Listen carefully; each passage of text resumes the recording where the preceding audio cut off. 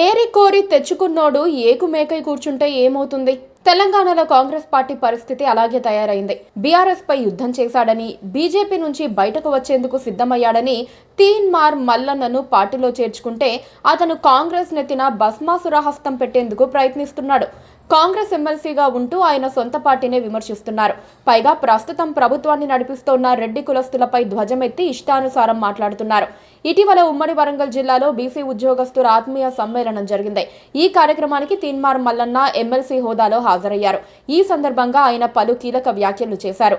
రెడ్డి కులస్తుల ఓట్లు మాకు వద్దు, వారి ఓట్లు వాళ్లే వేసుకోవాలి. ఎందుకంటే వారితో మాకు సోపతి తక్కువ. అలాంటప్పుడు మేము బతిమలాడినప్పటికీ మాకు ఓట్లు వెయ్యరు. అలాంటప్పుడు ఓట్లు అడిగి కూడా వృధానే. అందువల్లే రెడ్డి కులస్తుల ఓట్లు మాకు వద్దు, మా బీసీల ఓట్లు మాత్రమే మాకు సరిపోతాయి. మా బీసీలు సంఘటితంగా ఉంటే సరిపోతుంది. వేరే వాళ్ళ ఓట్లు మాకెందుకు? వాళ్ళ ఓట్లతో మేము అధికారంలోకి వచ్చేదేమైనా ఉందా? వాళ్ళు మొదటి నుంచి అధికారానికి అలవాటు పడ్డారు. అధికారం దక్కించుకోవటం కోసం ఏమైనా చేస్తారు. ఇప్పటి వరకు వాళ్లే ముఖ్య పదవులను అనుభవించారు. వాళ్ళ జనాభా ఎంతుందో అందరికీ తెలుసు. అయినప్పటికీ మిగతా సమాజాన్ని మొత్తం వారు పరిపాలిస్తున్నారు. ఇది సరైన విధానమా?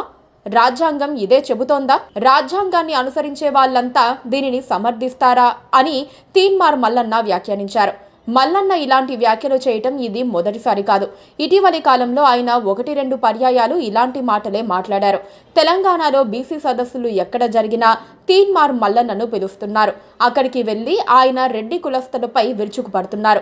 ఒక సభలో అయితే రేవంత్ రెడ్డి ఆ సామాజిక వర్గానికి ఆఖరి సీఎం అంటూ తేల్చేశారు. నిజానికి తీన్మార్ మల్లన్నను పిలిచి ఎమ్మెల్సీ పదవి ఇచ్చింది సీఎం రేవంత్ రెడ్డి. అలాంటి నేతపైనే ఆయన విరుచుకుపడుతున్నారు. ఇది ముమ్మాటికి తిన్న ఇంటి వాసాలు లెక్క పెట్టడమే అవుతుందని కాంగ్రెస్ వర్గాలు భావిస్తున్నా ఇప్పటికిప్పుడు తీన్మార్ మల్లన్నను ఏమీ అనలేని పరిస్థితి ఉంది.